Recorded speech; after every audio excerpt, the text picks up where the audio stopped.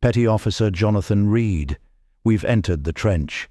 The water pressure is immense, but the Goliath was built for this. The mission: deep sea mapping, a classified survey of the abyssal zone. We should be making history. And yet, something feels off. The moment we crossed 10,000 feet, the sonar techs started whispering. Something about strange returns, moving shadows where there shouldn't be.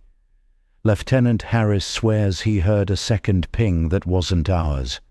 A delayed echo, maybe? Or something else? Superstitions are taking root already. Even the seasoned men glance at the portholes longer than they should, watching the darkness outside as if something might look back. The deeper we go, the quieter it gets. No fish, no life, just the metal groan of the hull and the sound of our own breath. God help us, it's only day one.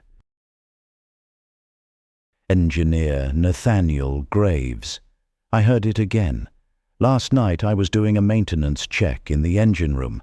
Everything was quiet except for the usual hum of the ship, the low vibrations you stop noticing after a while. But then something changed. A knock. 3 distinct slow knocks on the metal hull. I froze, listening. I thought maybe it was just the engine shifting, but then it came again. Knock, knock, knock. From outside the submarine. We're almost 3 miles down. Nothing should be out there. I reported it to Reed, but he just told me to get some sleep. I don't think I can, because now every time I close my eyes, I hear it again. Knock, knock, knock. Engineer Michael Pruitt. Something's wrong with the power grid. We've had 2 unexplained flickers in the last hour, both times right before a sonar ping returned something large, larger than the sub. The readings are inconsistent, like whatever it is keeps changing shape. Captain says it's just a faulty echo, maybe a thermal layer messing with the signal. But the techs, they look scared. I don't blame them. There's something moving out there, something massive. And the worst part? It's staying just outside our range, watching. Ensign Daniel Monroe. We lost power for 43 seconds. Total blackout. Emergency lighting kicked in, bathing the corridors in that sickly red glow. People panicked.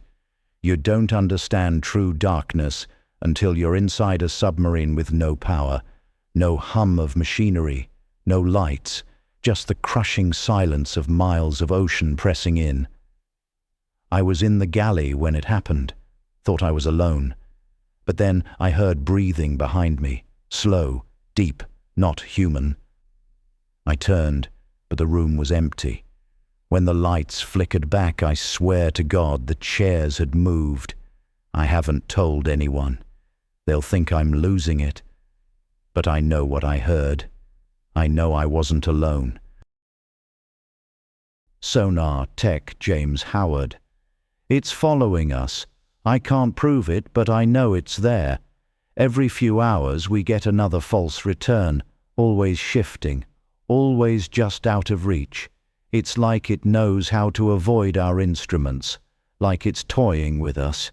But the worst part, the pings are getting closer. Last one came from just outside the hull. We're running out of time. Medic Alan Dane. We lost Graves. One moment he was doing a routine check in the reactor compartment. Next thing we know, alarms are blaring. By the time we got there, the hatch was open and he was gone. No body, no trace, just gone. There's no way he could have left the sub. No diving gear, no decompression. But the interior camera caught something before it cut out. A shadow, a tall, thin shape standing at the end of the corridor, watching him. Before the feed died, I swear I saw it move. Chief Navigator Elias Kern. Something's wrong with the map. I know every inch of ocean floor we've covered. I've charted it myself. But today, the seabed beneath us changed. The ridges are wrong.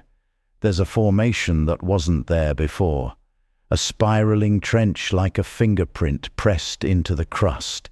It wasn't on any scan yesterday. And when I ran a new sweep, the map glitched. The image warped, twisted, like something inside the system didn't want us to see it. When I printed the scan manually, there was a symbol burned into the corner of the paper. Some kind of rune or sigil. Nobody else noticed it. But it matches the scratches I found near the forward ballast tanks last night. Like something dragged claws through the hull. Captain says it's stress fractures. I think it's a warning. Medic Alan Dane. Crew morale has collapsed. People are speaking less, eating less. Some won't sleep at all. Others won't wake up. They lie in their bunks with open eyes, muttering under their breath. I tried talking to Ensign Monroe. He wouldn't look at me, just kept drawing circles on the wall with a grease pencil, whispering, "It's in the quiet. It waits in the quiet." Reed tried to relieve him of duty, and he bit him. He's in medbay now, won't stop shaking. And then there's the dreams.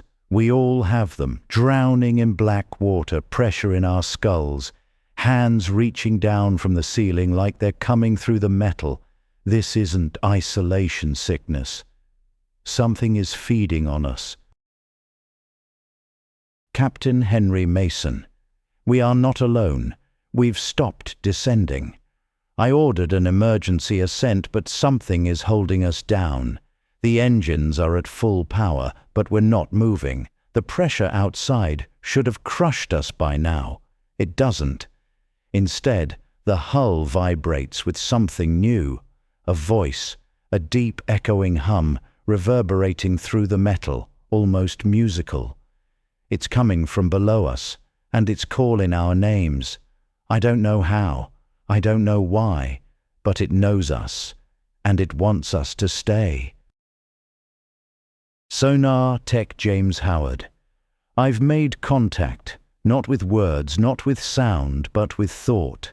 Something below, beneath the ocean, beneath time, pressed against my mind like a thumb to glass. It's not just intelligent, it's ancient. It doesn't live in the sea lives in it. It showed me images, a city submerged and churning, not built but grown. Structures like bone, towers like teeth, things that crawl through dimensions, not water. It has many names, some we've heard in myths, most we cannot pronounce. It's not hunting us, we're just trespassing. And now that it sees us, it will never look away. Unknown crew member. The sub is open. We should be dead. The pressure should have crushed us into paste, but instead, we're floating. The corridors are wrong now. They stretch on forever, filled with whispering water. My footsteps echo, but I don't think I have feet anymore. I see shapes in the dark, long fingers curling around bulkheads, wide, unblinking eyes peering through the portholes. They let me write this. They want people to know. The deep isn't empty.